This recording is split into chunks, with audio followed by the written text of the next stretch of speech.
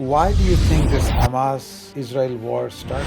My answer, Russia. They provided arms and... It's that and encouragement. It instigated them that if you work on something, you've been sitting on it for 35 years. Now is the time, because where Israeli government mind is elsewhere, Netanyahu is in a bunch of scandals. That's the weak point. America is distracted with Ukraine. Or the judicial scandal and all of that happened. All players got what they wanted. Except for the 200,000, 50,000 people who died.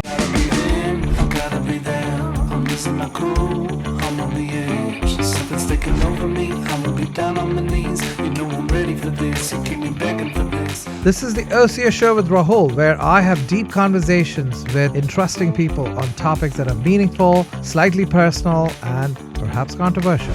Roll with this. I can do this all day.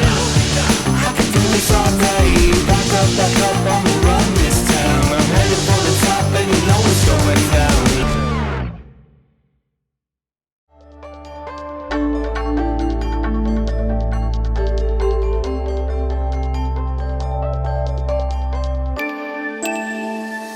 Thank you for being a guest on the first season of the Ocio show with Rahul. A lot of people don't know you. You have been helping me with my own startup before. So, I heard you talk at the TaiCon Entrepreneurship Summit, and you had all of the entrepreneurship topics really in the back of your mind. Is that because you've been teaching entrepreneurship in Berkeley and other places for a while? You seem pretty comfortable with that topic. Well, it's a comfortable topic because I started my first company age 26. So I had, having done 7 companies. Was that here in U.S.? So... In U.S., yeah. I went to college in U.S. at Brown University and then graduate school in Minnesota. So, you had a lot of practical experience, having made all the mistakes and learned from this. So when in my 40s, I decided that, okay, well, a few things. Let's see how we can avoid making the same mistakes for others. So is it more like an act of giving back that you... Well, or was it a more like, I don't want to hustle and bustle of like, going through the motions of starting a company. I'm going to go academia route. So short answer is neither. Idea was finding a purpose in life and joy. And what is that for you? So the thing is to be purposeful, be useful, be relevant.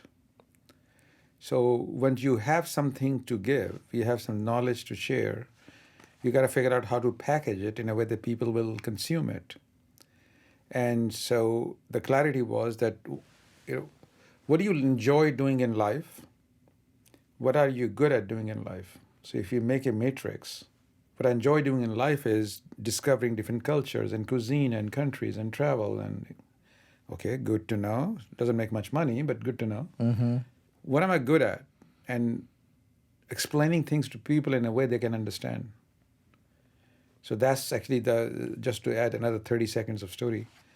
So I was an engineer, hardcore, hardware design engineer. So one day the CEO of the startup I was at, Quick Turn, Phil Kaufman, came to me and said, hey, I'm moving you over there. I said, what's over there? That's marketing. I said, what is marketing? Never heard of it. He said, what you do? That's called marketing. I said, what do I do? You see, explain things to people so they can understand. So that was my journey into marketing. So it was bold on his part to put an engineer into a marketing job, but he probably saw you in action. Yeah, and I'm in action, explaining the product to customers and whatnot. So yada, 11 years later, I'm a vice president of worldwide marketing. Okay. And what company was that? Quick Turn Design Systems. Do they still exist? Short answer is yes. The long answer is they went public. Okay. They were acquired by Cadence. And today they represent 12.5% of Cadence market revenue. So if you look at the market cap, that company's worth $9.5 billion. Oh, the percentage off of the Cadence market cap. So that's great. They've done well. So every single complex chip used today, every NVIDIA chip uses that technology for chip design verification. Great. Yeah, I used to use Cadence in one of my semiconductor jobs. So that was... So when you look at what are you good at, explaining things, what I'm good at, so the clarity was the Venn diagram overlaps. If you can become a professor at a famous university, then you can teach, you will be invited to teach 1 semester in Tokyo, 1 semester in Jakarta. Then you can tour all the places locally and eat the food. So this, you get to travel the world and explain things. So that clarity led to a series of chosen steps, Yeah. which landed me in University of California, Berkeley, 19 years ago. So it was intentional that you. It was intentional. I mean, and then did that pan out the way you imagined it to be in terms of the travel mixing with academia? The short answer is kinda. It's not. It was quite possible. Yeah. But you realize that there's so much going on that I got even busier. So now I teach at 2 universities. So which is Berkeley and Northeastern University, which have a campus now in Yeah. Silicon Valley. So it was not that I didn't have the opportunity. Okay. I did have that chance to travel and do.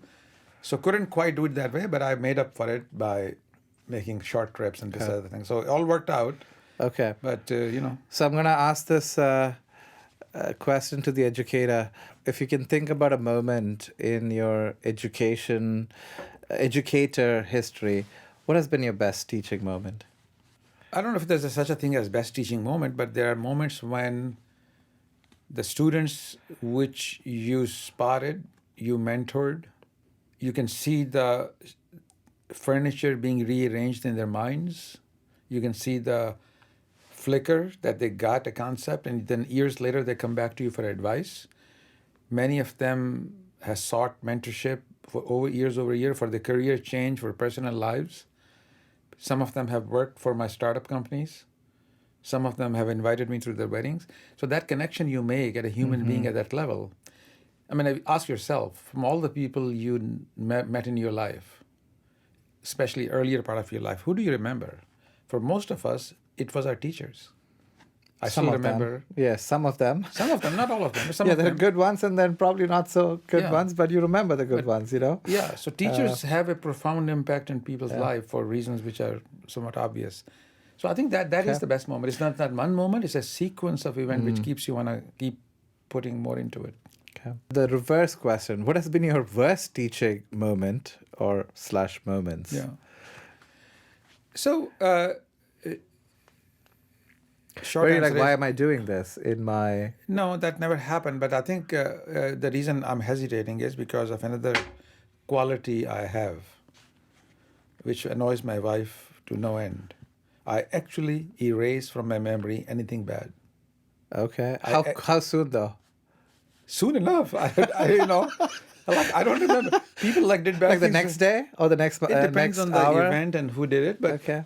in general, I have an amazing ability. So this is called APS, appreciating the present state, APS. Okay. So this allows me to move on with life with a different velocity and different quotient of happiness than most people. Yeah. I actually erase. I do not remember. So you probably share a quality with Isaac Newton. Apparently he was very forgetful of things that happened in his past. So his wife would give him an egg to boil for 3 minutes and he would stand there putting the watch in the water and holding the egg because he forgot the instructions. And because certain geniuses have to erase part of their brain to actually move forward in life, apparently. So no, maybe. What do you not like about this educator teaching experience? So I think the short answer is disengaged audience. So that's why I really have trouble with freshmen. Freshmen they just not where the mind is. Because they've been studying for so long to get into that, I don't amazing know. university. They're just distracted as everything. So freshmen are very hard. Now, funny enough, high schoolers, which I do a lot of youth volunteer teaching, they're engaged. It's a freshman, when they come to college, their mind is somewhere else, dating or whatever. Now, so that's the hard part. Yeah. Graduate That's students also an are- essential part of collegehood, right? Yeah, I guess so. Okay, so yeah, I also used to teach at a junior, a public school in Oakland, and I always have 3 kinds of kids in the class. One is the kids who always raise their hands and they know everything. The second is people who are checked out, and the third is sometimes they're in and out, and you cater to those middle and the top. You know that the top is going to study. I mean, is that generally what you find in your classrooms too? Yeah, always. But, I use some other techniques to minimize that disengaged. For example, everybody has a nameplate, a little cardstock 8.5 by 11 inch, which make a tent, and they so I call on them by name, say, Jennifer, what do you think about this? Kyle, how would you do in this case? So they kind of hate it initially, but they love it later, because I'm going to call on them, especially if they're avoiding eye contact or looking away, they're going to be called.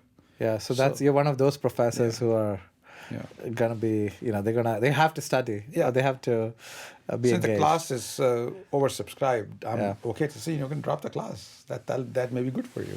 Yeah.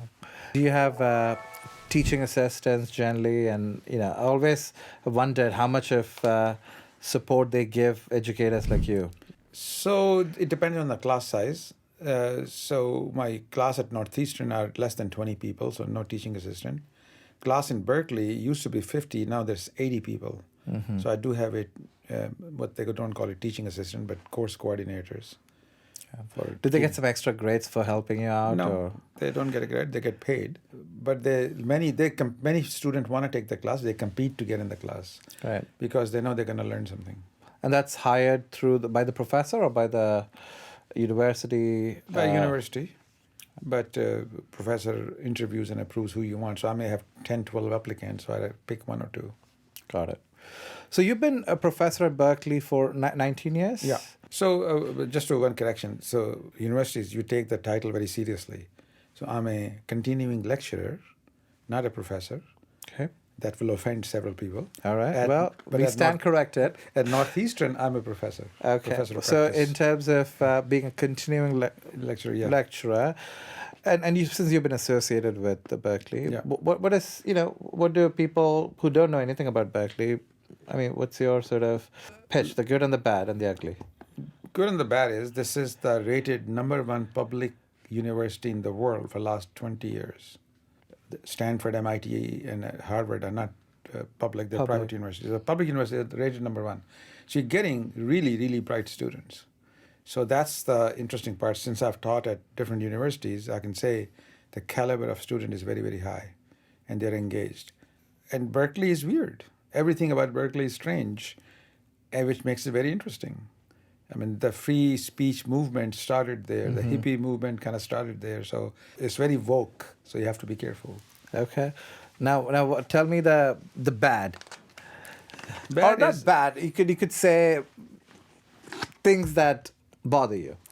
Nothing bothers me. So that's what bothers me, not enough parking. So that what bothers me. But, Well, I think that can be fixed. but it cannot be fixed in Berkeley. There's a huge... Some student occupied a tree because they wanted to renovate a building for 3 years. They occupied the tree, so they couldn't cut the tree down, couldn't start the renovation. So building a parking structure, almost impossible. And that was occupied for a political statement? For, don't destroy the tree, environment, blah, blah, blah. Got So, it. yeah, Okay. so Berkeley is a weird place. So this is what Elon Musk is complaining about, Bay Area being woke, these kind of stuff, huh? Yeah. Okay. All right. So Northeastern. So how long have you been with Northeastern? 7 years. Great. And what do you teach, and what's? So this is an interesting university. First of all, they're a unique university because if you ask, even I was talking to Sal Khan of Khan Academy, I was asking what's the future of the education. He made an interesting statement. He said, did Abraham Lincoln go to law school? Answer is no. How come he became a lawyer? And answer was he studied by himself, an apprenticeship. So future of education, the way Sal described it to me, will be nano degrees and apprenticeship. It's not 4 years college like we have had it for the last 100 years. Very interesting. So Northeastern kind of pioneered, other than Drexel in Philadelphia, the concept of co-op. So getting a degree, you do 2 or 3 6 months paid jobs at a real company. In between the degree. During the going to school. So you may say third semester and you'll be off at JP Morgan for 6 months. Or you're working at Pfizer. So these are real jobs. There's a course you take to how to get ready for the real job. So when these people graduate, unlike any other university, these people already have worked for 1.5 years at a real company with paid. So they're much more employer ready. But is that the merit of the university, or is that the merit of the employer that somebody is going to be that ready to Well, join both. I mean, the university has. Do they help them get that job? Yeah, absolutely. Okay. So No, that they, may they have a that's whole machinery to place you in co-op, train you how to be co-op. They have recruited hundreds of companies who are willing to have a structured program to take the students. So this is so these are highly desired by employers when they graduate. So what I'm connecting with this is, so another vision President Owen has is have global campuses. So they have 13 different campuses now. So they bought Mills College in Oakland here, converted into campus. They opened a campus in San Francisco, now moved to Silicon Valley. They have campuses in Miami, London, New York City, Seattle. So the point is, I was one of the guy who wrote the business plan to start semester in Silicon Valley program 7 years ago. So we teach, I hired the whole faculty, about 12 people. We have gone through a few hundred students now, and we teach courses in entrepreneurship, impact investing, venture capital, investments, and artificial intelligence. Great. That's, these are courses I think a lot of people would take, because I remember when I went to business school, we had very generic topics like accounting and finance. And I'm sure, like, especially if you want to come to Silicon Valley, the venture capital and these make better sense. I also noticed that you do teach at Institute for Study of Western Civilization. Yeah. So tell us more about that. Like, how did you end up with that, and what do they do? So Professor Bill Fredlin taught at Stanford and UCLA and other places. When he retired, because they closed the American Civilization Department many years ago, he started this Institute of Study of Western Civilization. So he teaches classes in the evening, and there are about 100 so students on history of European countries. So I started by taking a class on history of France. So these are serious classes. This is 2 to 2.5 hours every week for the whole year, 3 quarters. They follow the same schedule as Stanford. So every Monday night from 7 to 9:30 p.m. I'm in Online. class. Well, it used to be before COVID in person. Now it's optional. They do live streaming, or you can go in person. So yeah, in person, taking class on history of ancient Rome, history of Greece, history of Russia. So for 9 years, I've been taking classes. So anyway, somebody asked the question, well, what about going on in Turkey? So professor will look at me, he say, hey, Naeem, do you know anything about Turkey? Because I'm the only brown guy in the room. Everybody is white and old. I'm like one of the youngest also. So I said, okay, I can do that. So before you know it, I read half a dozen books, summarized into a 250-slide PowerPoint, and I'm giving a 2-hour lecture. All right. So this started about 5 years ago. I've done 22 such lectures now. So I have a bit of a buff in geopolitics and history of... Great. So, so that's the future of learning. You don't really need to go get a degree to teach these topics. So I call it experience sharing sessions, which are, you learned it through your own experience and, inquisition, and you're... True, but there's one more step to it. People can learn. Many people have learned. But packaging it in a way and delivering so people can chew it and absorb it, that's an art. Yeah. So learning is not equal to teaching. Exactly. My wife reads more books than I read, but can she teach any of those? I don't know. Okay. Don't think so. Should we cut this segment from No, she knows. I tease her about that. All right. She's So more well the read. art of simplicity, like making complex things simple, is the art of teaching, is what somebody told me. Like, learning is not equal to teaching. A lot of people know a lot of things in life. Packaging information, make it engaging and interesting so people will absorb it. That's art. So entrepreneurship, and then geopolitics, and where is your heart at? Is it you can walk and chew gum on these kind of stuff, or you want to do more of something? No, so I think I also teach about other fun topics. This is not the only topics. I talk about fine dining and food and wine and other topics like that. I think the issue is not about the topic. Issue is the audience. engaging with the audience. Because in life, the most valuable connection is what connections we make with people. So this allows you to connect with people at various levels. That's the joy. It doesn't matter what the subject is. I can teach the yellow pages. So your motivation also is to know different things that lets you connect with that genre of people who know. Not that genre. All different people, because each person has a unique perspective and something inside them. Discovering that, sharing something, absorbing something. You can put me in an airplane. Sometime I'll ask for a middle seat. So I can have a chance to talk to the person on my right, the person on my left. If they don't put the headsets on, by the time we land, I may be expert in their field. I've done that dozens of times. That's a quality I think we share. I love to chat, and that I always believe there are two kinds of people who love to talk in airplanes and who don't. Yeah, true. So you learn so much by having a conversation. Yeah. And then you get curious, and then you're going down this rabbit hole on Google or YouTube, finding out more about that particular topic. You had led an entrepreneur life. You've had many companies, and you have been an educator. Is there a certain age and certain energy requirements on, let's say, being an entrepreneur versus now I have a lot of wisdom, I want to share that with the world sort of angle on this? Or No, is that's not the way I look at it. or do you think educators are entrepreneurial because they're also looking at new things to teach? And No, not all of them are. Most of them are not, actually. I think the point is how to live a enriched, fulfilling life with purpose, how to do things which bring you joy, how to do things which allows you to connect with people. Those are the purpose in life. These are just means to accomplish that. Teaching at a prestigious university exposes you to all kinds of people, interesting people. These are leaders of the future, the artists of the future, because you have a way to connect with them. And secondly, it gives you a platform.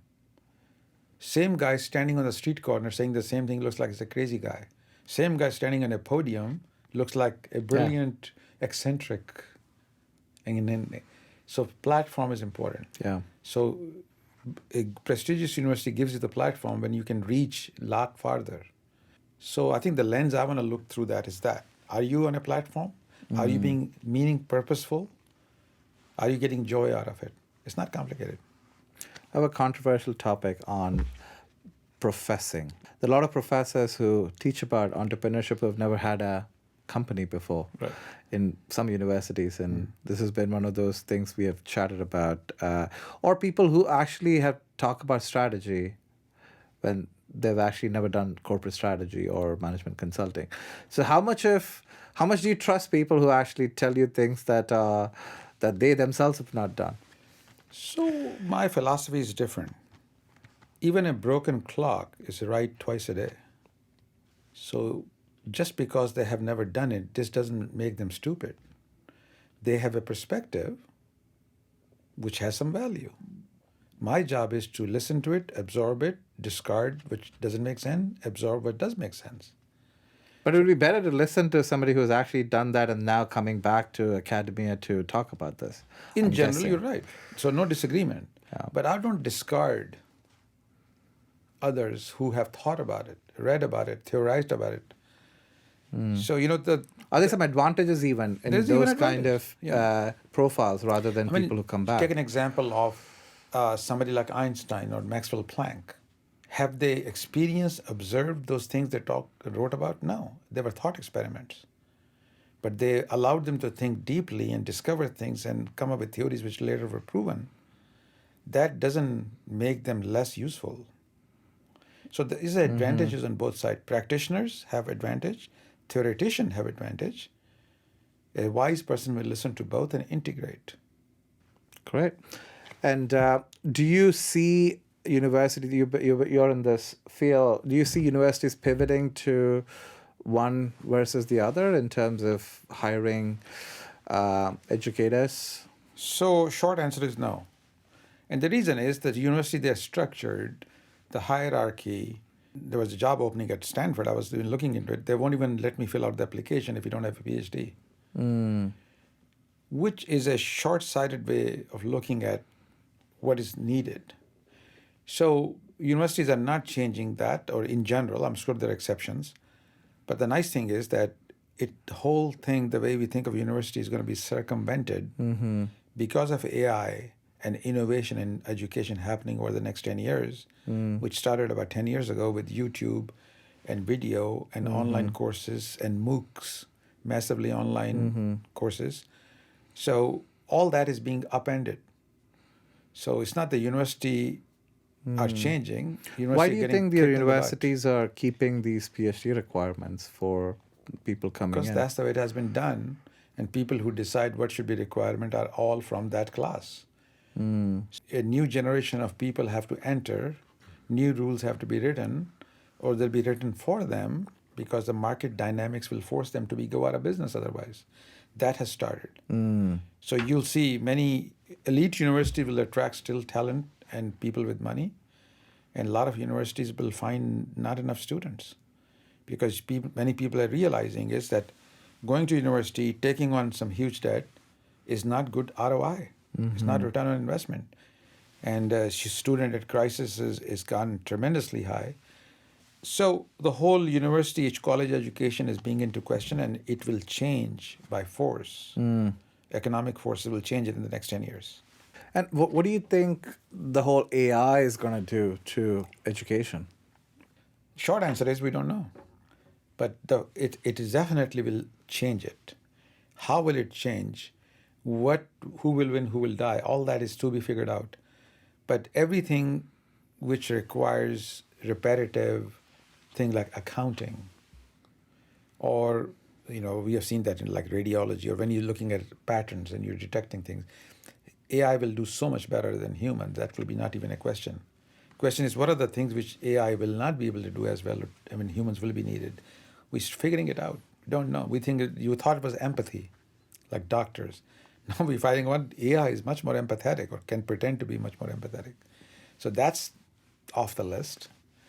Because I was doing a course recently on digital marketing, and there was this spreadsheet that needed to be filled out on return on ad spend, and be coming from a traditional data science background, so you sit there, start number crunching, and there are kids who are uploading these into ChatGPT and coming up with answers, and then confidently arguing in front of a crowd that this is the right answer.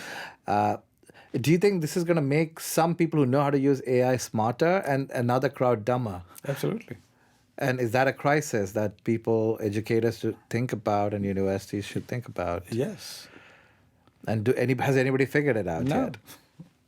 So let's even broaden that thought.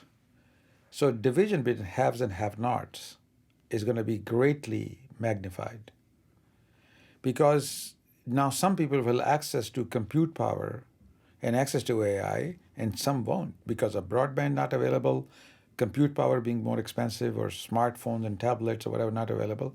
So that divide is going to multiply. That will create huge discontent in society in the ways we haven't quite imagined. What is the ramification? We don't know, but they will be severe. Societal ramifications on inequality are probably going to be But it will be even at the international level. So this is going to create a bigger divide than we have seen until now. And so there'll be new world order which will come out of this. Okay, I'm going to get into the break with my last question. What's your favorite subject or topic to teach, and why? The one which I haven't taught yet. So it's always new. So I'm designing new courses, finding new ways to teach the same concept better. So it's always joy when I can come up with short exercises or question to pose in the class.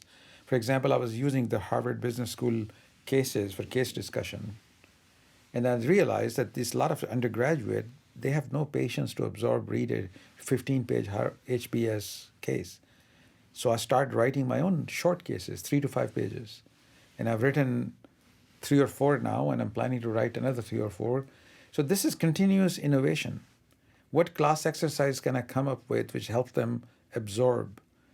So I used to have like maybe 1 or 2 exercises per semester. Now I have 20, each taking no more than 10 minutes, but allows them to be engaged. I designed a new course in artificial intelligence and business last semester. So I'm teaching that now.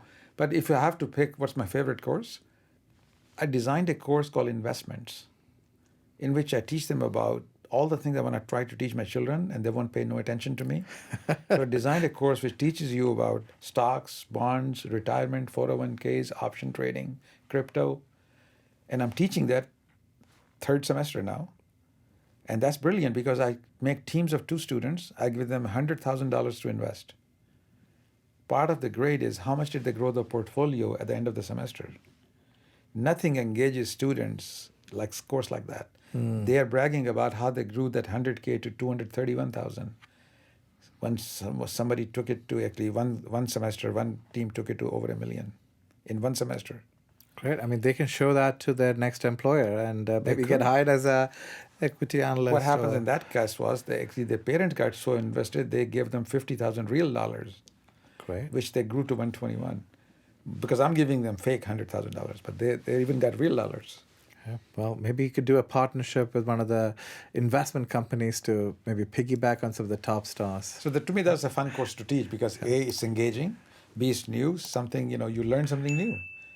So, Well, on that note, we'll take a quick break and come back for the next segment.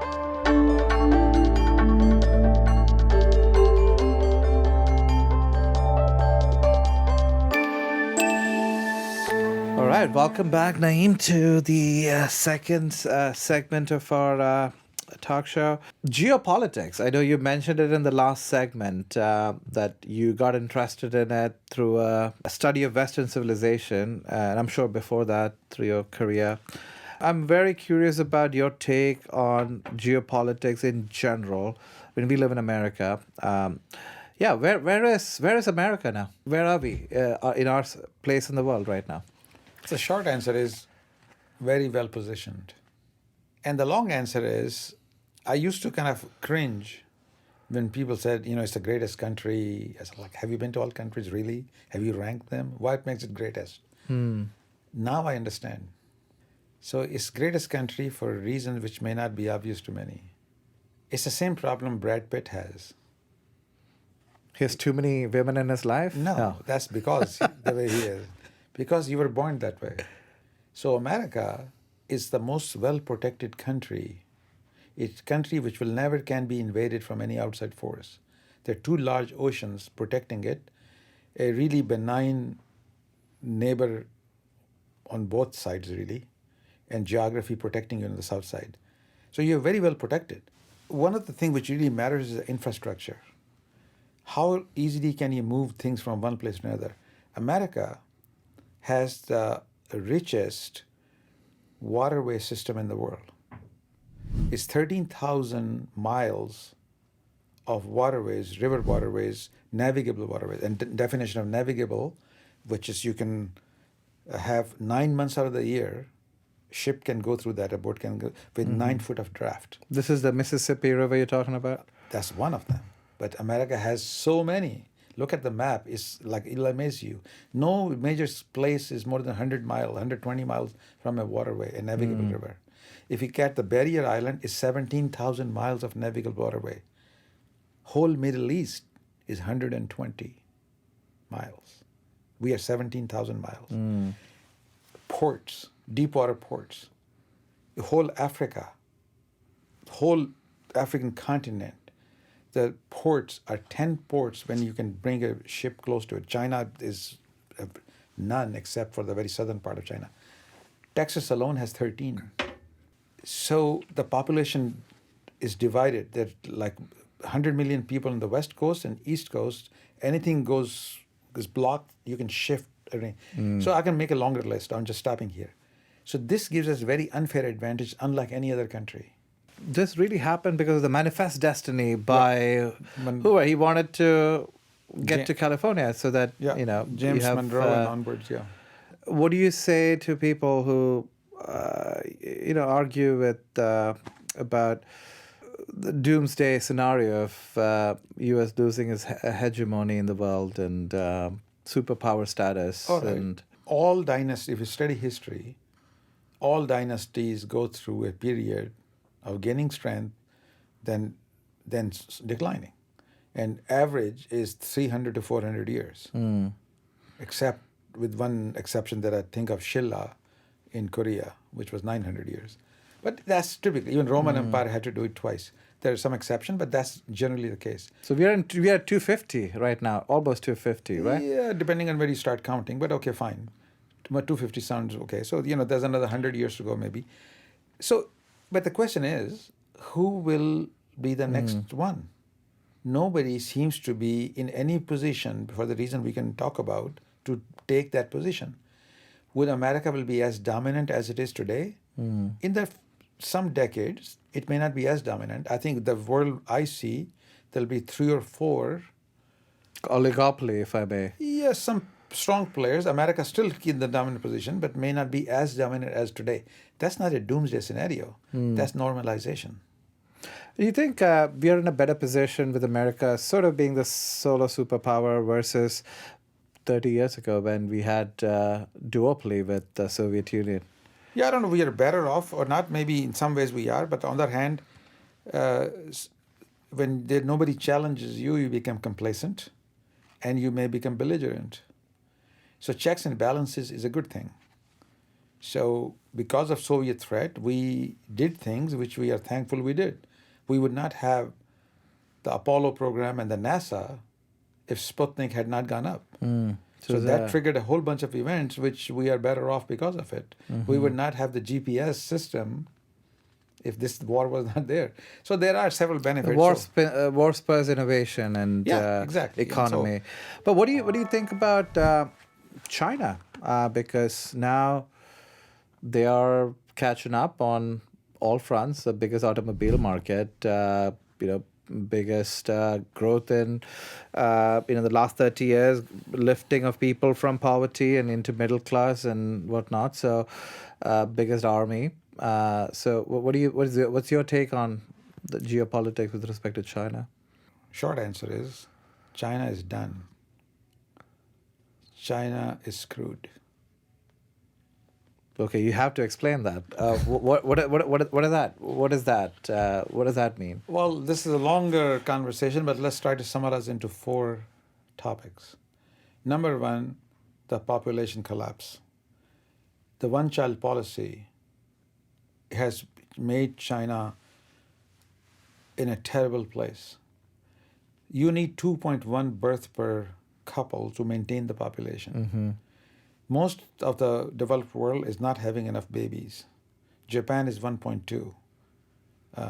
Europe as a whole is 1.6. China doesn't report the numbers correctly, but they report 1.3, but in reality it's 0.5. So this means there won't be any working age population. Working age population in China was 1 billion people aged 15 to 64, which can actually do the work.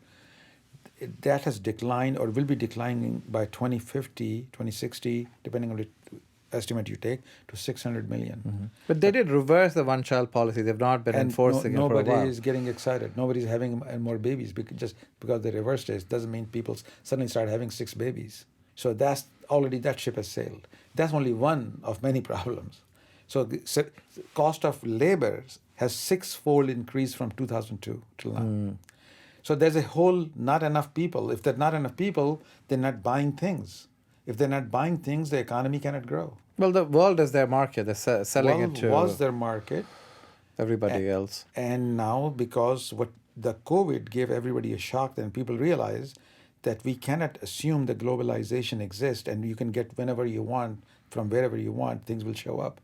So every country is looking at how can we do it. How can we de-Chinify our manufacturing? And yes, but not just de-Chinify, but able to control your own destiny by producing things locally. So there's a whole issue here which we can get into about China population. The second problem is the debt. If I can summarize in one sentence, Chinese economy is not about profit. Chinese economy is about employment. If people are employed, guess they what? don't protest on the streets. Protesting. So that's why you can say, how can they buy this thing for $8? There's no way. Yeah, you cannot. Because Chinese government, as long as it keeps pumping out things, people are employed. Which means you're in deficit, you can get a loan. So Chinese people are not allowed to send money abroad. They have to invest in the local bank. All that banks are loaning to each other. The bad debt ratio is one of the highest in the world, 329% of GDP. We get freaked out at when you get 100% of GDP to debt, total overall debt being 100%. We get all freaked out. We are at 120. So this is 329, and this is not even the full numbers. There's a lot of share. So I can have a log rant about the debt problem. But when is that debt bubble gonna burst? It's you bursting think? already. Housing, you saw the Evergrande was one, but this is just a start. There's a billion different condos, finished or unfinished, which nobody's living on. So it's already bursted, and it's gonna get worse. So we can talk more about the debt problem. Then is the governance problem. He make good decision. You need consenting voices and disagreements. Xi Jinping has one by one slowly quietened all of them under the level of corruption, clean up. So there's nobody to challenge you. When nobody's challenged you, you make decisions which may or may not make sense. Taiwan thing is brewing up. What is You that might gonna make belligerent decisions. Yeah, exactly, too. exactly right. So this is just some of the problem. Then there's a problem about agriculture, and you may be surprised. Northern part of China, water shortage per person is severe than Saudi Arabia. It's a desert on the Mongolia, Manchuria. Then there's a Tibet and Himalayas. All the ports on the eastern side are shallow, sandy port. You cannot have deep ships coming in. Only south part, Guangzhou, you can do that. The way rivers flow, Yellow River floods every year. It's almost more like an aqueduct than a river because they keep trying to. There's so much silt in this. Then they put the Three Gorges Dam, and it's not navigable river, the Yangtze. Then there's an issue of crops.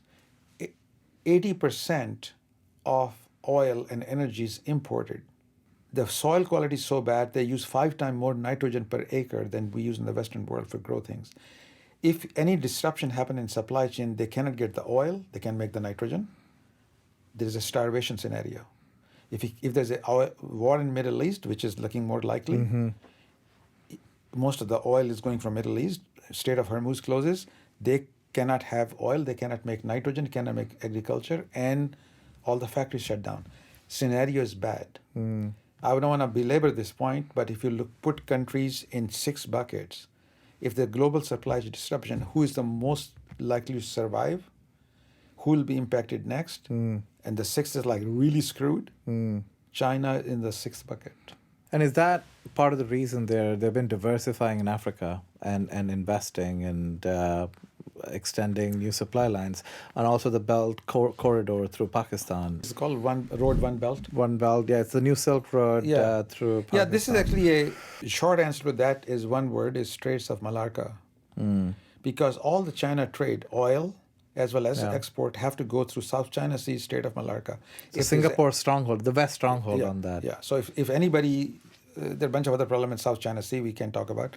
So that gets shut down. Suddenly the whole economy comes to a halt. So they're looking for alternative route through this thing, building the One Belt, One Road initiative.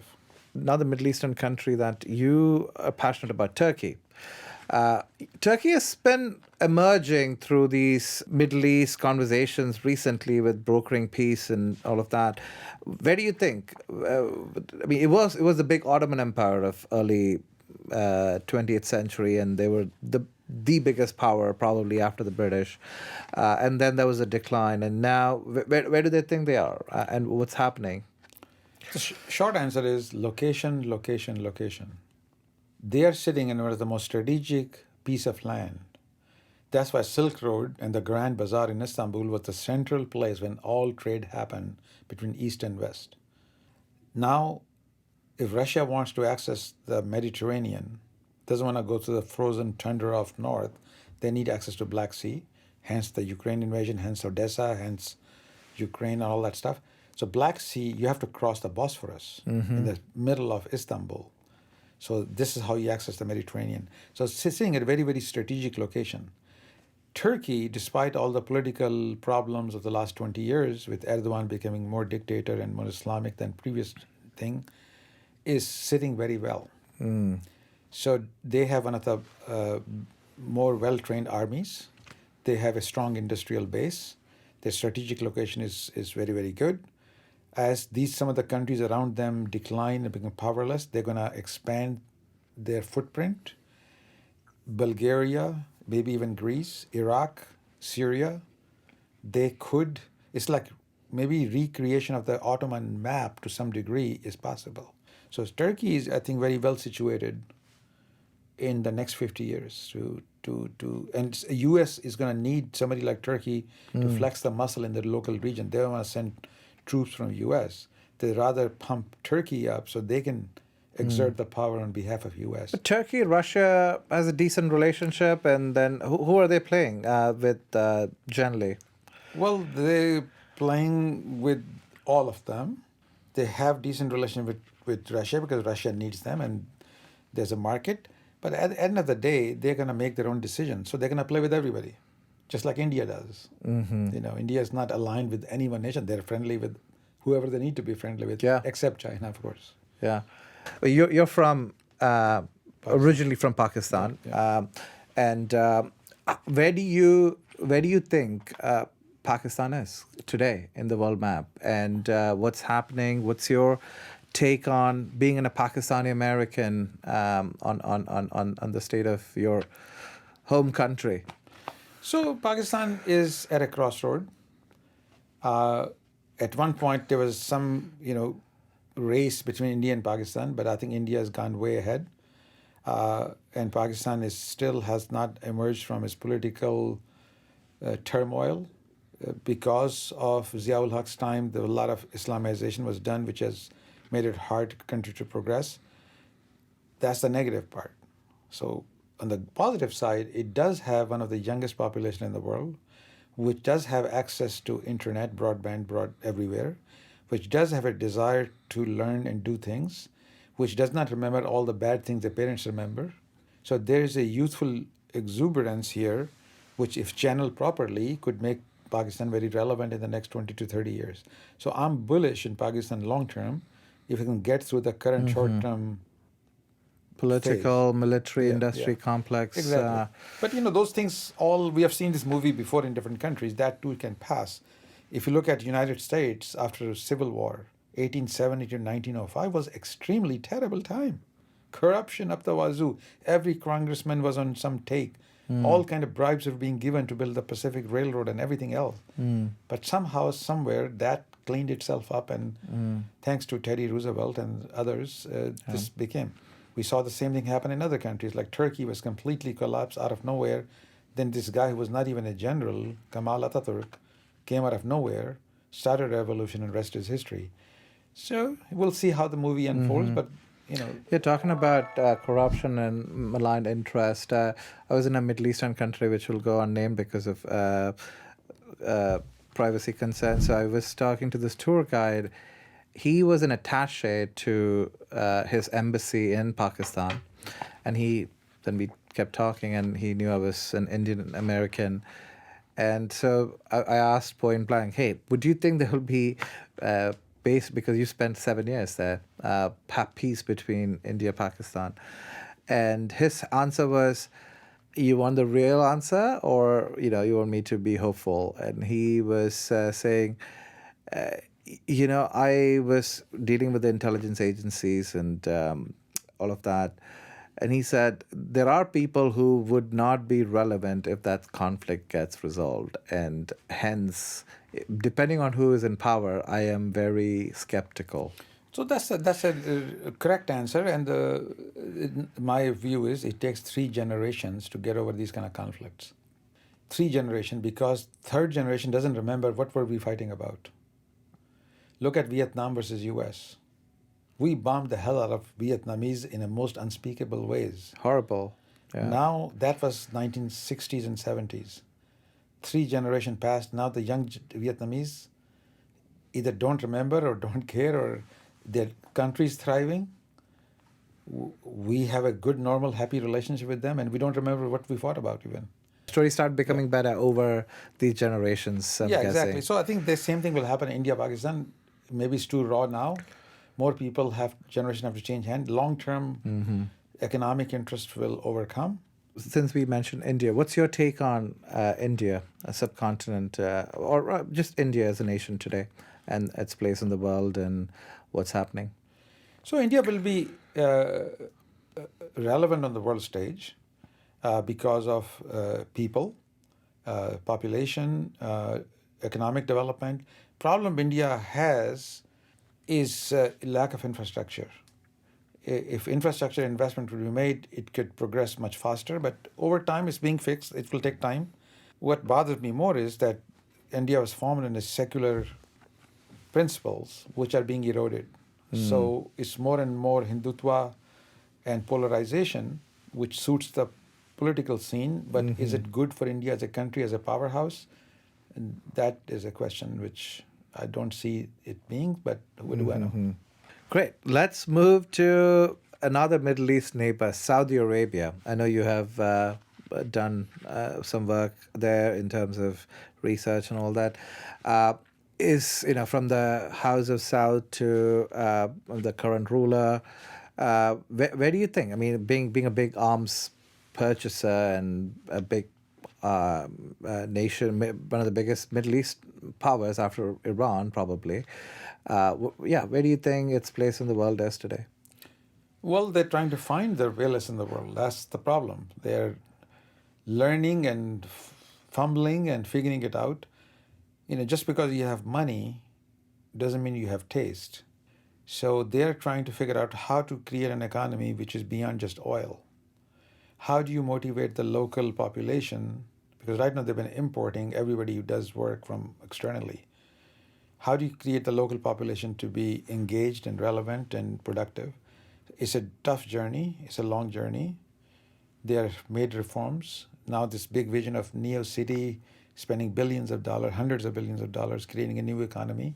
But I heard that that's been scaled down to like a smaller project. I know that it's maybe a little bit more executable. I'm skeptical because it's hard to import all the labor and somehow they all work well together in the interest of the country. Is it possible? Has it been done? Yeah, maybe there's some example, but that's not a broad strategy which has seemed to have worked. Will it work in this case? Can money attract talent? They're investing, and it seems to be inching in the right direction. Long term, will they become a powerhouse? And where do you think Middle East generally is going to be without natural resources? And Dubai is a good example, or UAE is a good example of diversification. But in general, what's your take on oil or no oil and Middle East? So generally, it's going to be hard. The reason is you are relying on a global supply chain to exist. Global supply chain was created after World War II because by whom and how? So Bretton Woods Conference took place in 1944. America made the rules. They created institutions like IMF and the World Bank and all that stuff. And part of that deal was we will protect all naval routes because one of the hardest things to build is a navy. Most expensive, takes a long time. So most of the navies were where at the end of World War II? In the bottom of the ocean, except US and some of UK. So US said we'll protect all the naval routes as long as you will open our ports to you, trade with each other, because we have the long-term vision and people trade with each other, they'll be prosperous. When they prosper, they'll buy American goods. If they buy American goods, yahoo, we'll be prosperous. But the argument was if we trade more, we have more mutually assured destruction, so we don't want to do that. So let's be nice to each other. So that worked for 70 years. And there were a lot of reasons, but one of the reasons was we needed the energy and the oil. But something happened in the last 10, 15 years.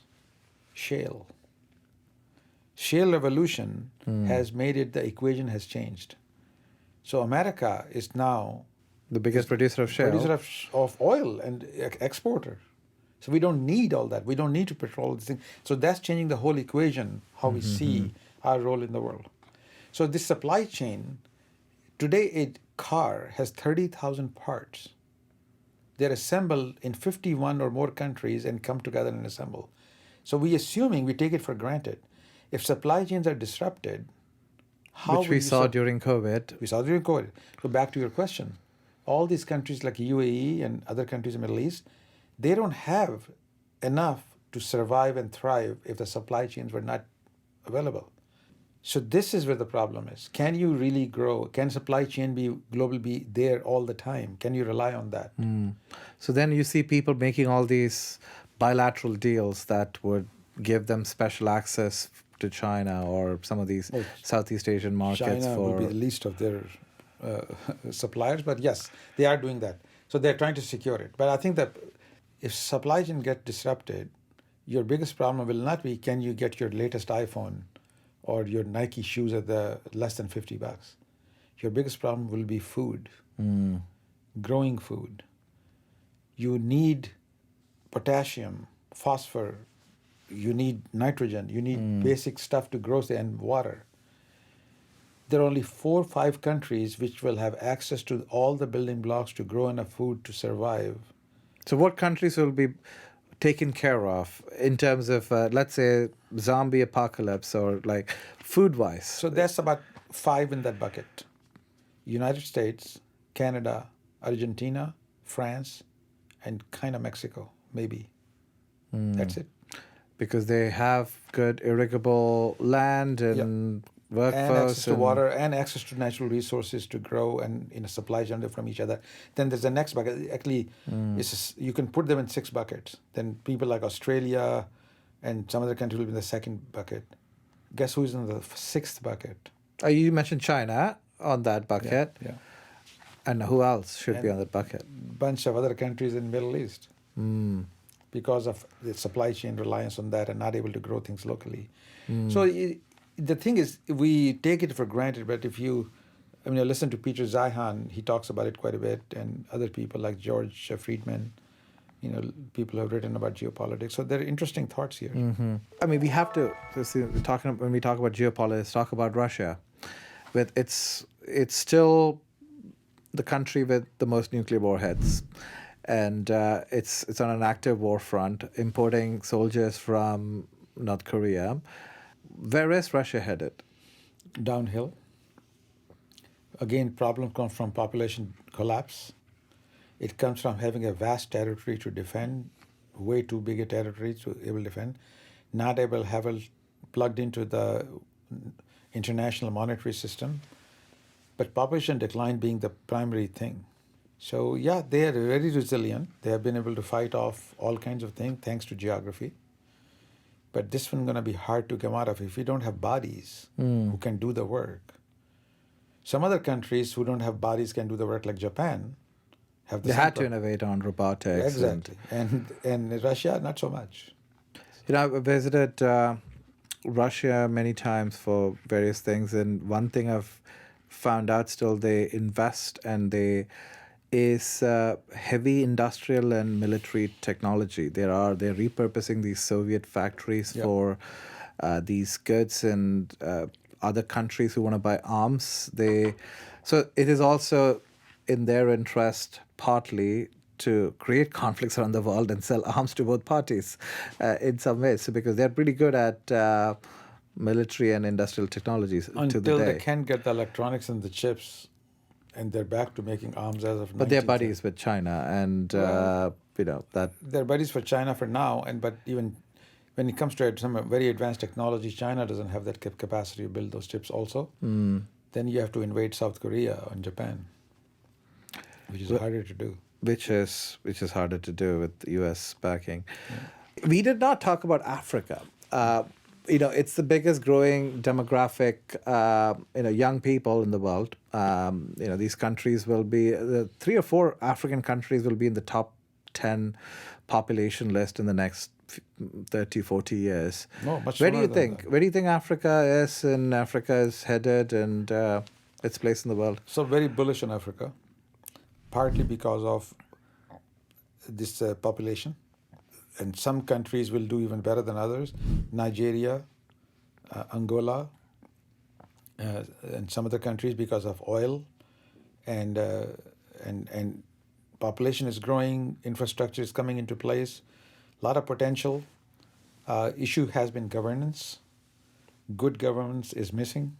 But as the new generations come and some of that could be addressed, Africa's still going to have the population which could be very relevant to the world. So I'm bullish on Africa. I was reading the stat that 4 countries make up half of Africa's GDP: Nigeria, Egypt, South Ethiopia, and South Africa. Yeah. Half the 1.3 trillion or something of the GDP, and also very unequal in terms of countries and the Gini quotient and all of that. And A lot of that was done the way Europeans the divided the country. aftermath of colonial Africa. Yeah, and the colonization of Africa. I did a lecture on colonization of Africa a few months ago, and it was great. There was a conference in 1886 in Berlin. Otto von Bismarck and King Leopold II of Belgium and others, even U.S. was represented. They had a big map of Africa to figure out how to divide How to it. carve up Africa. Yeah, just amazing. Yeah. The worst of all the colonizing power was Belgium. They were so bad. So that was Angola, I believe, right? The Congo. Congo, yeah. They were so current bad. Congo. I mean, half the population was killed and murdered and maimed and it's like horrible, unspeakable things. So they left. I mean, let me clarify that the whole colonial empires were bad, but they were probably worst among the worst, probably. Worst among the worst. Okay. So I was doing this lecture about all the colonizing powers, who was the worst and who was the best. So that's an interesting topic. But point is, every of the 54 countries were colonized except 2. Ethiopia and And there was one more. where the capital is Monrovia. Liberia is the country. Liberia, okay. Why Liberia? Because in 1830s in U.S., some people had the movement that we brought all these slaves. This is unfair. Let's send them back. Yeah. So we sent back about 13,000 slaves, and Liberia. It's a free society It was for, created, yeah. and it was one of the first countries to establish diplomatic relationship with USA back in and the day. And their actually capital was named after fifth U.S. president. Monrovia was named After after John Monroe. James Monroe. James Monroe, okay. If we talk about geopolitics in Middle East, we will end with this particular topic, Israel-Palestine. What's your take on, we have, geopolitics in Middle East affected by this crisis, and where do you think this is going, and what do you think the solution is, and according to your assessment? Well, where it's going is not going well for people. It's going exactly well for the people who wanted to go this way. So this will sound interesting. Why do you think this Hamas-Israel war started? My answer, Russia. They instigated Hamas. That's you guys been sitting on They this. provided arms and That and encouragement and instigated them that there's no better way for you to, if you were going to do something, you've been sitting on it for 35 years. What are you waiting for? Now is the time, because where Israeli government mind is elsewhere, Netanyahu is in a bunch of scandals. That's the weak point. America is distracted with Ukraine. or the Go for it. judicial scandal and all Exactly. of that happened as So well. they instigated it. So this worked for everybody.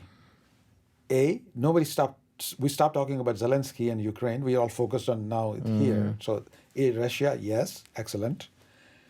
Netanyahu and Israel wanted a way to go clean up Gaza, because this is your neighbor keep throwing stones at you. You want One day you're gonna go clean up the house. So they needed huh? an excuse. So they got the excuse. Russia got what they wanted. Hamas wanted to be relevant and change the narrative in the world, and they did. The world opinion did change in the last couple of years towards Hamas versus Israel. So all players got what they wanted. So it's playing out. Now, Except for the 200,000, 50,000 Exactly. people who died. Exactly. So, but we have seen this movie many times before, in the history of the world. This is not the first time you've seen it. What do you think was going on in Japan in World War II? We were bombed before the Hiroshima and Nagasaki. We bombed indiscriminately. Every day there was a bombing. So much bombing was done. What did we do in Vietnam? Unspeakable. So, and the history is long. What Mongols did when they invaded. So, I mean, war is not new. War is not new. The atrocity is not new. It's extremely terrible. There's no good way out of it. So, key point is, yes, people are suffering and it's terrible, but it's all parties who are the stakeholders are getting what they wanted. They're waiting for a time. So, Well, again, colonial history with France and Britain dividing up Middle East on during the World War II, After World War end One, of yeah. World War One, and colonial history. Well, on that note, we will end the second segment on geopolitics. Thank you, Naeem. We'll come back.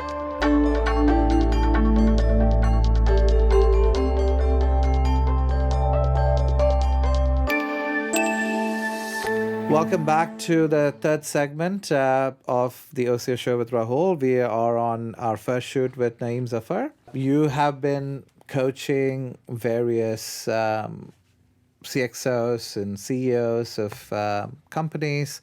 How did you venture into this profession? well, I've been, informally coaching people coming for advice for the last 20 years. Ever since I became a CEO myself, many people start coming to you for advice. And that was in 2003 when I became the first time CEO job. So when I sold my last company in 2022, I was not allowed to start any more companies. So I said, why not do it formally? So I Could non-compete on... not compete doesn't apply in California. It's the wife. Okay. So then No coming home late. coming home orders. late was still happening. The issue was stress. Because you're in constant stress when you have to make the next payroll, the next crisis, the next board meeting. So it constantly occupies you. So she said, that's it. You're done enough. You don't need to, after 5 CEO gigs, You don't need to prove you're my sweetheart. You don't need to prove anything more to me. So that was the reason. So I said, might as well do it formally. So I took actually a course for about a year of learning about different modalities and how to do it.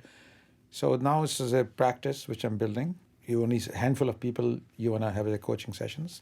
So it's going well. So where can people go to college to become a coach? Is that a course or is there something? Brian Franklin was my coach when I was a CEO. Because every CEO needs a sounding board. Somebody who's not afraid to speak. Because it's lonely at the top and nobody's going to tell you the truth. Exactly. And you can't talk to your board because they only have one handle, which is to replace you. You can't talk to your subordinate because they assume you know where to go. You need a sounding board. And when you're driving fast, I don't know if you've driven cars very fast, your field of view narrows. After 120 miles an hour, this is all you can see. At 150, that's all you can see. You don't see anything else. So think of this way. You need a coach to expand your field of view so you can make fewer mistakes. So everybody, even Tiger Woods has a coach. He knows how to play golf. It's not about teaching him how to play. It's able to see the things you should see but you don't see. So that's the role of the coach.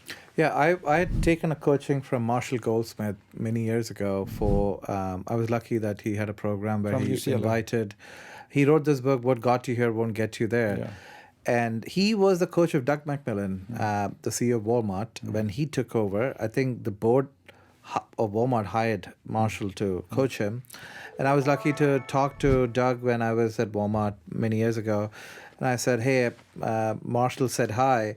He said, oh, yeah, this is a CEO of Walmart, Fortune 1 company, saying, oh, yeah, he knocked me down so much. And it was great to have a coach. So that's exactly right. So the Brian Franklin and his partner, Jennifer Russell, they started this Lifetime Trusted Advisor program. So I went through the beta program and the full program. So it's useful because, I'm an engineer.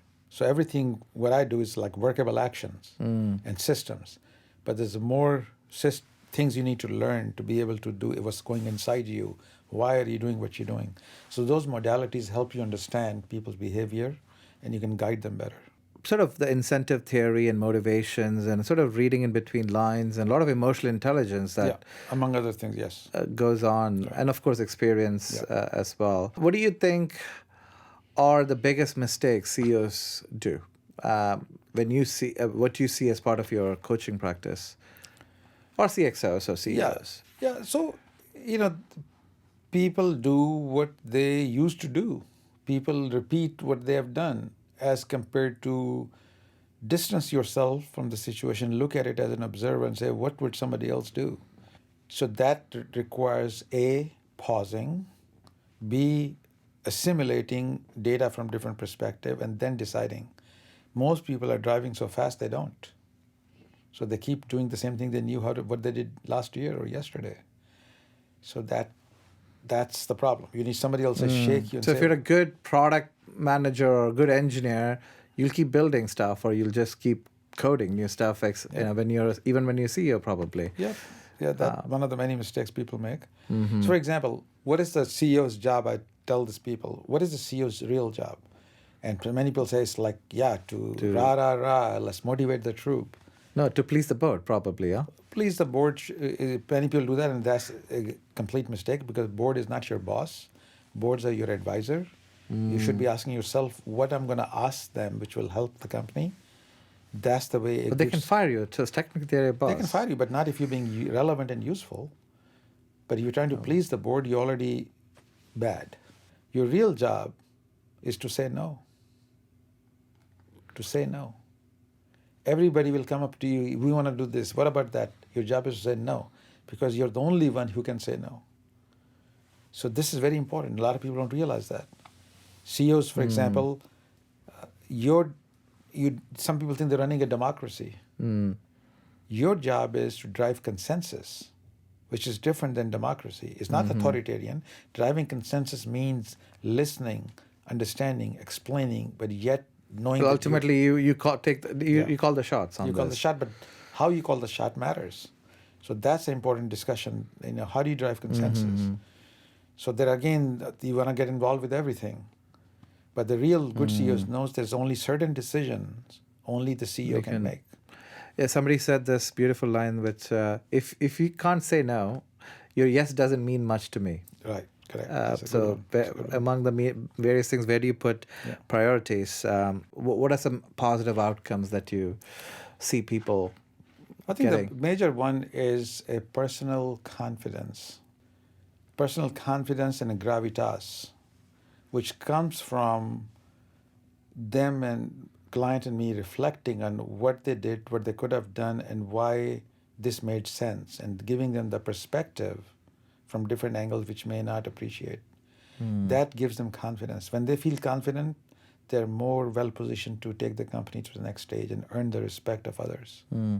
And do you get hired generally by the CEO themselves, or the board recommends, or board hires? How does that? So both scenarios apply. In a couple of cases, the VC, the investor, said, we have a CEO, I think he can use some help. Do you want to see if you want to talk to them? And in a couple of cases, the CEO themselves realized that they are at a stage in life they can use a sounding board. So both situation happens. Well, I remember in our previous conversation, you did mention that related to this, you're part of a lunch club. And I thought it was a very interesting concept on somebody doing this. I mean, do you want to talk about that? Yeah, this started a few years ago. An algorithm matches you with other people which you may find interesting. And then during COVID, it went on Zoom, so virtually, which also opened up the possibility of connecting with people who are not in your geographical region. But the algorithm is really good. So I started doing that because I realized that randomness in my life is gone. Everybody I interact with, I have chosen to interact with them. So young days when you're young professional, you go to some party or bar and you meet somebody randomly. That was kind of delightful. So Lunch Club was the substitute for that. I also drove carpool app, like Uber. So when you're going to commute, you can pick up people. I did that for 2 years. So you can meet some random people to. And I met all kinds of So say interesting going people. back to your sitting in the middle seat on the flight. Exactly. And I did that for 2 years. I'm making about $200 a week also, $200 a month, and meeting interesting people. Because you're renting out your sort of. I was the driver.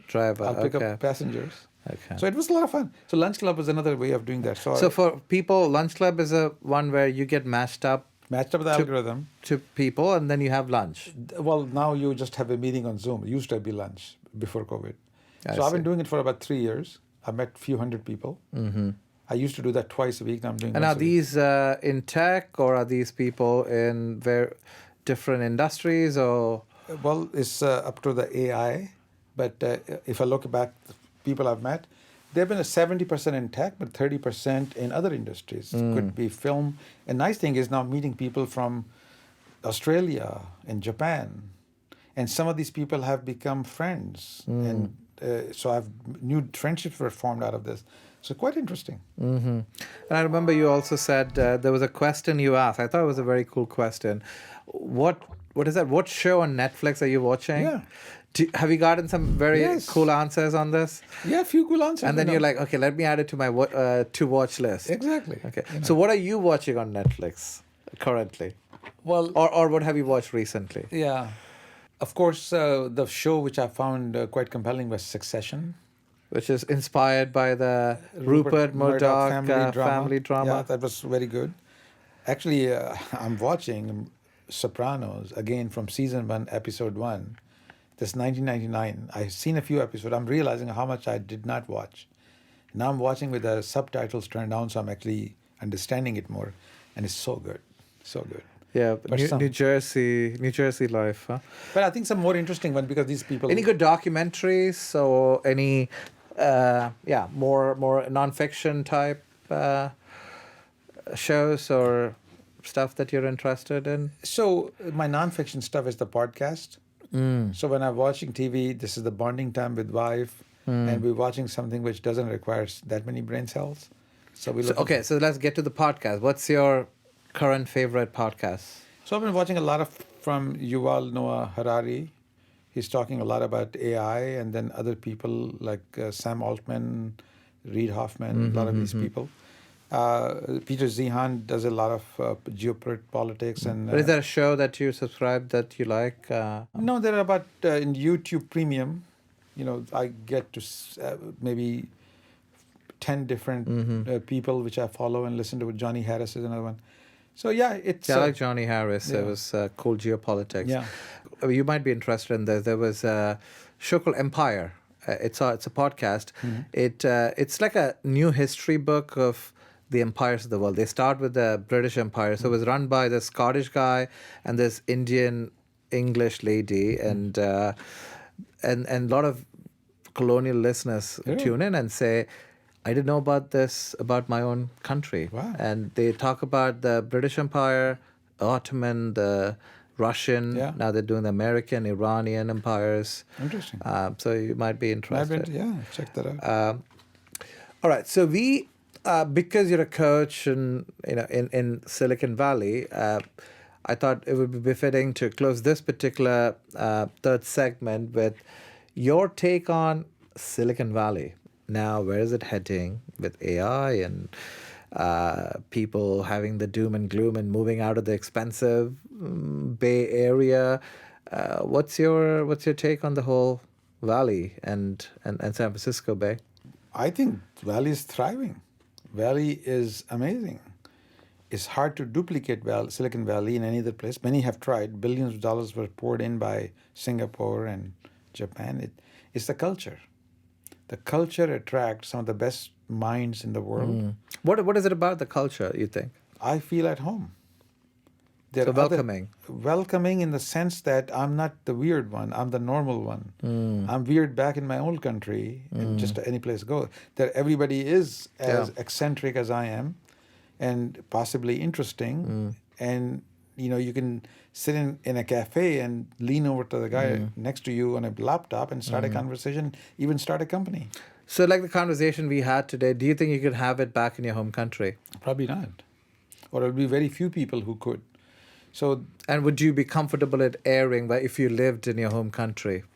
well, with your, I would be, but that's only because I'm strange. Just normal people will say no, but not for me. So the point is that Silicon Valley, because it attracts some of the best minds in the world, you meet interesting and strange people, and we are open to collaboration, unlike any other place.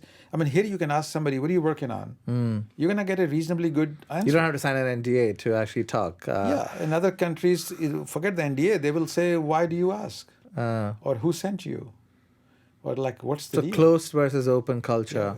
Open collaboration, open, and able to then ideas percolate and things happen. And AI is, I'm going to say something which will be maybe controversial. AI is underhyped. Yes. This is a And bigger- suddenly it becomes, at some point, will take over, and then it's overhyped. It's always. We'll see when it's overhyped, but it's not hyped enough. People don't realize what a profound change it is the way we live, work, and do business. We thought internet changed our life. Internet touched every single industry in the last 25 years. It did. This is bigger. This is a profound step change, like the internet, probably. But okay, in Silicon Valley, to us, it's like, Yeah. what else? You go 500 miles to the east and west, and people say, AI what? What is it? You think people are talking about AI in Mississippi and Oklahoma? Oh, so this is what is on top of people's mind. Like, if you have ever sat in a Waymo or a full self-driving Tesla, you'll know what AI can do. And people I know, they don't really like driving, but they drive because they have to get somewhere. And if self-driving can reduce 90% of their hassle, why that's not? great. Yeah, my wife can't wait for that Waymo to be relevant to her. Yeah. How much do you think the universities here play a part in the Silicon Valley, the Stanfords and Berkeleys and other universities here? A very big part, because they attract the talent, they attract the professors. Berkeley has more Nobel Prize winners than any other university. Why do they come here? Because the weather. It's the best weather in the world. And I've been to 84 countries, so I speak with some knowledge. It's the food, it's the culture, it's the innovation, it's the employability and opportunity. It's a very unique place. The way is the liberal politics of this area. Do you think that's a necessary factor for innovation? No, that's not necessarily. I think that it's not all liberal. It's complicated. You go to Stanford campus, it's very different than Berkeley campus, almost opposite. So I think the politics is not all liberal. Yes, the cities like San Francisco have gone overboard, but even that pendulum will swing back. But if you go a little bit southern part, then it's different. So it's not all liberal, despite what people may believe in the East Coast. All right. Well, on that note, we will end the segment, the third segment, and we'll come back after a short break. Thank you.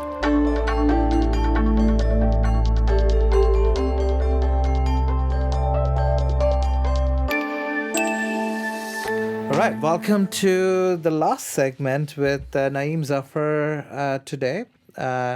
We are calling this segment Connoisseur, where Naeem, on top of being a professor, I gather you like fine experiences in life. And I think we share a passion for travel and the Michelin. And was it your curiosity that got you into just traveling, or was this just too much money lying around? No, it was never too much money lying around. That was not the case. It was curiosity. I mean, left Pakistan when I was 18. And you came to Brown. No, I didn't come to Brown right away. I first got a scholarship to go to Turkey. So I was there for 2 years. But even when I got to Turkey, after 1 month, I took a bus and I traveled to Syria. And then a few months later, I traveled to Afghanistan and Iran. This is back in 1977, 78. Got it. And you didn't need a visa to go to these places, and you were just I probably backpacking. You probably did, huh? Yeah, I don't remember, but probably did it. Then after 2 years in Turkey, I got a scholarship for Brown University, so I finished my undergraduate in U.S. So that by the time I landed U.S., I already been to a few countries and traveled by hitchhiking and bus in these places. So so it's natural curiosity. I mean, before you came, probably had a Pakistani passport, which is on the limiting. list of passports. Not a great passport, great to passport to have. to travel with. Yeah. So it's but then you did all of that before. I mean, some of the Middle East travels before you came to US. Yeah, before I came to US. Then And you'd receive scholarship to a prestigious university in US. Yeah.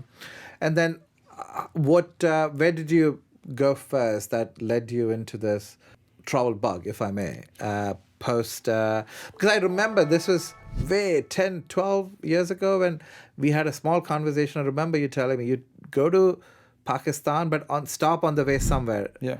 Do you still do that, or Yes. is that... No, of course, still do that.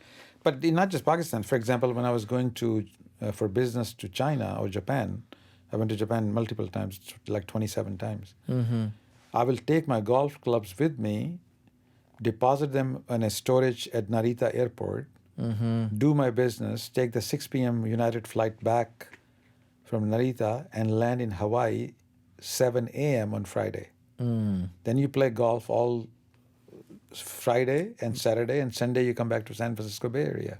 Okay. Or you go into China, then for the weekend you go to Mongolia or Tibet. So I incorporated this travel, short, concentrated, well-researched travel. So people talk about, I just wrote a piece on this topic, a blog. People talk about work-life balance. To me, the question is wrong. Balance, work-life balance implies something is out of balance.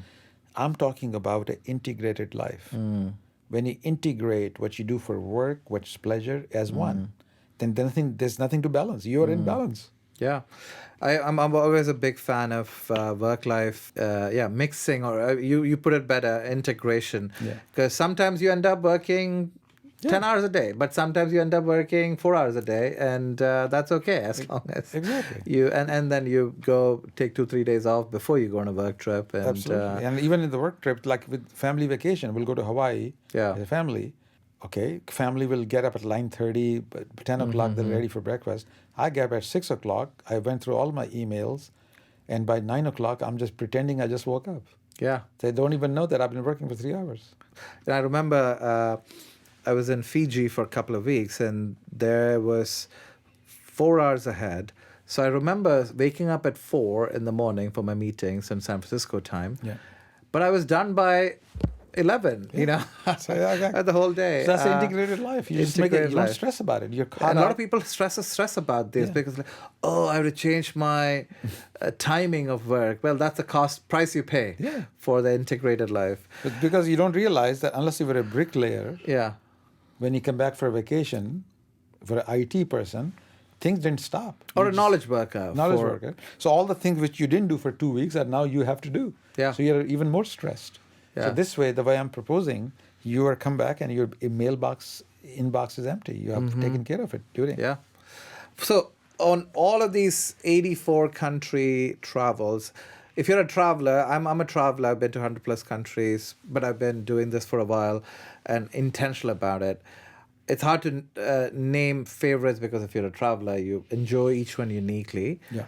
So I like to ask, what has been the most memorable travel with respect to nature for you? Well, nature will be a toss-up between Switzerland and South Island, New Zealand. Okay. Just rich with beauty, natural beauty. I mean, in Switzerland, like driving from Interlaken to Zurich, for example, is so Beautiful. pretty that you have to stop the car. It's like too pretty. Every 5 minutes to take a photo. Yeah, exactly. Every So 5 it's minutes. Unbelievable. Yeah. Or- And these memories, like you replay, I mean, hopefully you're taking a lot of pictures. So, even when you start getting older, we can look at these Yeah. pictures. South Island, New Zealand. A lot of people go to the north. Yeah, And, South is really so pretty. From going to Franz Joseph to Queenstown to, all the driving all around it. So different, so unique. Yeah. So New Zealand and Switzerland. With best travel experience with respect to food. Well, food is hard to beat France.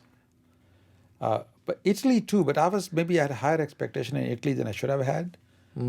So, but Italy, the freshness, the variety.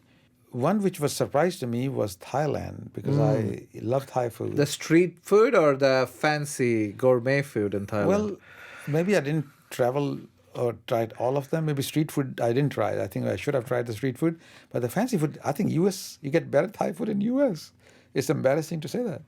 Maybe I must have not gone to. I think street food is where the joy is. Yeah, I had some of the best pad Thai on the street in Thailand. Yeah. I mean, of course, France is the historic culinary destination along with Japan, and Italy. It's probably the gas stations that probably give you the best pasta. Overall, in terms of memorable travel, what comes to your mind if somebody asks you, "Hey, I'm dying in a year. There's one place I could go. Where would you recommend them?" That's a tricky one. Obviously, I think US is the place, if you want one place to go, because so much diversity, so much to see. But since I live here, I can't choose that as one. My answer is Israel, which is not an obvious answer. Yeah, why? Because I've been there about 20 plus time. I was the CEO of an Israeli company. But the reason it's fascinating is it's a small country. You can drive the whole country in a day. I've done that more than once. 4 bodies of water, Red Sea, Mediterranean, the Dead Sea, the Galilee, and so much diversity of food because people came from all over the world. And all the Jews immigrated from various parts of the world. Yeah, and the people are alive. They're full of life because uncertainty in their life. They live life to the fullest, and things are packed at 11 at night and go on till 2 or 3 in the morning. So there's variety of food, the variety of from mountains to waters to desert to different sites. Is so much to do and see in history. 2 things. I have a lot of Jewish friends who go back to Israel every few months, and I've heard that it's one of the best places for vegetarian food, surprisingly, or vegan food. And even with all the war going on, the parties go on, or the nightlife goes on, and it's a place that I have not visited. But I mean, that's a surprising answer. Yeah. What's your favorite travel story? Well, the favorite travel stories I cannot tell anybody, but having said that you can tell on camera. Of course. I don't know if anything stands out, but I think the favorite travel stories is people meeting interesting people along the way, and then journeying together with them unexpectedly, and then parting and never seeing them again. So there's several examples when I've met interesting people, just having a dinner on the next table and say, "Are you traveling alone?" And that starts a conversation. So there are all kind of little memories and patches you remember of interesting conversations, interesting people you met you never would have met. What has those experiences of meeting people done to you as a person? As a person, you realize that no matter how different people look, they're all the same. We all struggle with the same issues, same problems. I was talking to some bushman in Africa. He was complaining about his mother-in-law. We all can agree. So it's interesting how similar our lives and people are, and how much we have in common. And these are things that unite us than things that divide us. Yeah. We all have the same hopes and dreams. We all want to keep our kids safe, and we all want to drink clean water. What has been the most scary travel story? Yes, scary? I think scary travel story was I never felt unsafe any place except in Panama, which is a strange place to feel unsafe. But Panama downtown? Downtown, Panama City. No, it's changed quite a bit. This is back in 90s. I see. It was scary. I see. I've hung out in the old town, Panama City. Yeah. It's and some of Latin American, just for record, not specifically Panama, but the most murderous capitals of the world, top 10. I think 9 out of top 10 are in Latin America. Yeah. Central and Latin America in especially general. Border of Guatemala and in Costa Rica. I was a Rincon de la Bella up in the mountain and looking at Guatemala with soldiers with machine guns. And I remember being in San Salvador like 13 years ago, and downtown Cathedral Square, and I was taking an iPhone selfie, and my driver comes and shoves me into the car and says, "Sir, don't show your iPhone to people here." Like, it is. And then I looked up online. It's the most murderous capital in the world. So, Yeah, exactly. And then things like, my brother has been mugged in the main, like literally few blocks from downtown Lima. He used to live there. Yeah. And on gunpoint and, things like that. So, I mean, you're not probably alone in some of the Latin American country capitals. And you also like food. How did you get into the whole dining and gourmet cuisines? More money, more Michelin?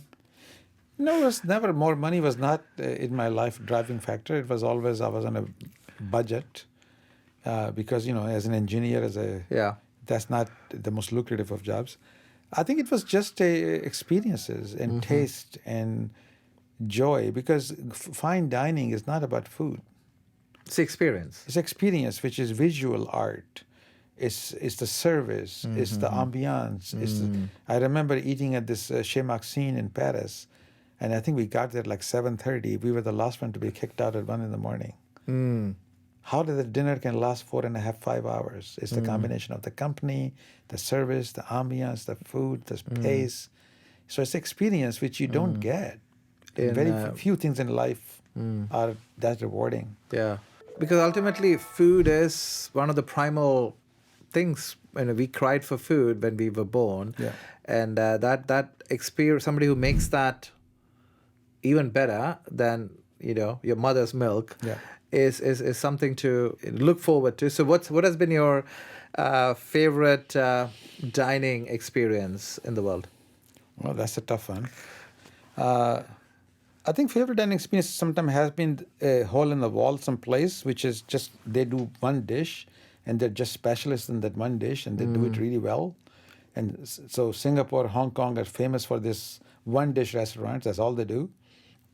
The hawker markets of Singapore? Yeah, for example, Or it could be a Michelin restaurant. Yeah, I flew to New York City just to eat at 11 Madison Park, which... Before they turned vegan? No, or after. Okay. But they kept the 3 stars even after turning vegan. But it was so unique experience. Every course was just delicious, visually, taste-wise, service-wise, worth it. So they, restaurants goes vegan and keeps the 3 Michelin stars. That's unbelievable. Yeah, and that's... Well, I also think that Michelin probably had to give them those 3 stars, because what are they saying about vegan cuisines? Well, I think they're pretty stubborn. They don't bend to rules that easily, but who knows? You're right. But what has been your most overhyped Michelin, or overhyped Michelin was Manresa. It's in Los Gatos. Los Gatos. I think they lost the stars, or they even stopped being. But and Chez Panisse, for example, was excellent. Chez Panisse in Berkeley started the Julia Waters. She started the California cuisine, but they lost the Michelin star, and I can see why. But you see the writing on the wall before it actually happens, right? With these experiences in life, is there particular experiences that you are looking forward to in the next phase of your life? Yes, absolutely. I feel like I'm just getting started. And Actually, you're probably retired and getting started, or semi-retired. Yeah, semi-retired. I mean, retired from running companies. I'm retired from life. Yeah. But I actually even agreed with my wife what will be in my tombstone. And I want her to write, he was just getting started. He was just getting started. Well, that's a great place to stop our conversation. Thank you so much, Naeem, for giving your time, and all the very best for your getting started. Good to talk to you, Rahul. Thank you. All right.